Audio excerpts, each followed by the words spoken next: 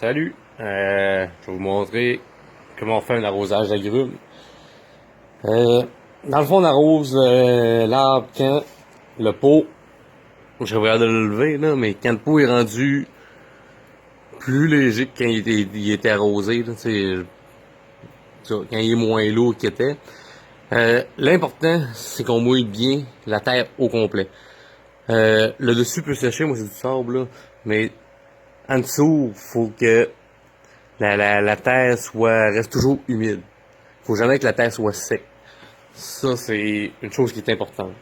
Fait que quand vous l'arrosez une fois, vous allez voir le poids du pot. Puis après ça, vous allez pouvoir comparer en relevant le pot pour voir s'il est rendu plus léger qu'avant ou s'il est encore très lourd. Quand il tombe plus léger mais que votre terre est encore humide, c'est le temps de l'arroser. Faut vraiment pas que la terre soit sec. Fait que l'arrosage, c'est pas très compliqué. Moi, il est en dedans, il y a un pot en dessous, l'eau va tomber là. On arrose.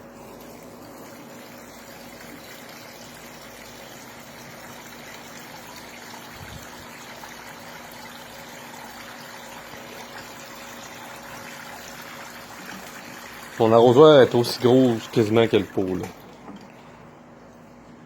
On arrose, on laisse l'eau pénétrer dans la terre, puis l'eau va recouler en dessous. L'important, c'est que, dans le fond, il y ait de l'eau partout dans la motte, dans le pot. Parce que quand on arrose superficiellement, dans le fond, il tombe un peu d'eau sur les côtés, puis la terre dans le milieu est encore sec, fait que votre arbre, il meurt de soif. Même si vous venez de l'arroser. Fait que l'important, c'est que le milieu soit bien mouillé. Puis que l'eau, la terre a tout le temps resté humide. Fait que là, on attend que l'eau descende. Normalement, je l'arrose de même, j'attends une dizaine de minutes. L'eau va couler en dessous. Puis un coup que l'eau est absorbée, après une dizaine de minutes, elle va se rendre un peu dans le milieu, mais pas totalement. Fait que pour être sûr que la motte est bien imbibée, on prend l'arrosoir, puis on arrose encore.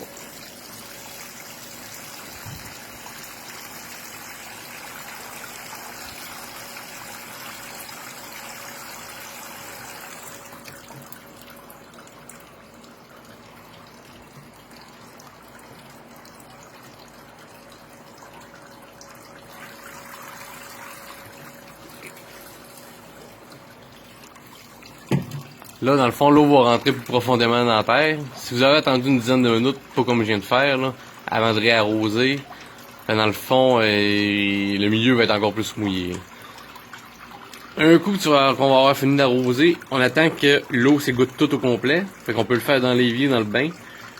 L'eau va tout s'égoutter. Faut pas qu'il en reste. Parce que dans le fond, l'arbre, faut qu'il ait les racines tout le temps mouillées, mais il faut pas qu'il nage dans l'eau parce que c'est pas une plante aquatique.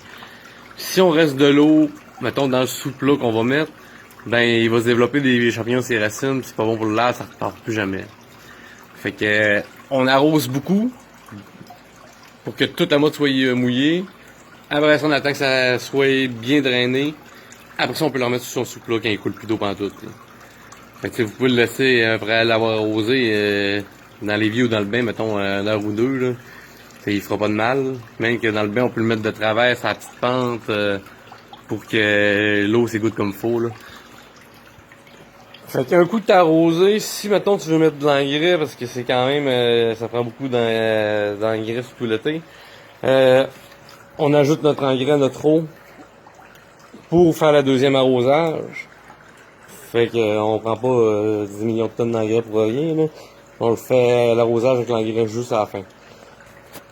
Fait que c'est comme ça qu'on arrose un arbre d'agrumes. Sinon, ben, vous allez vous mettre à perdre vos feuilles et ainsi de suite parce que l'arbre va avoir manqué d'eau. Fait que c'est pas tant plus compliqué que ça, mais il faut le savoir. Fait que si vous avez d'autres questions, vous pouvez les poser. Salut!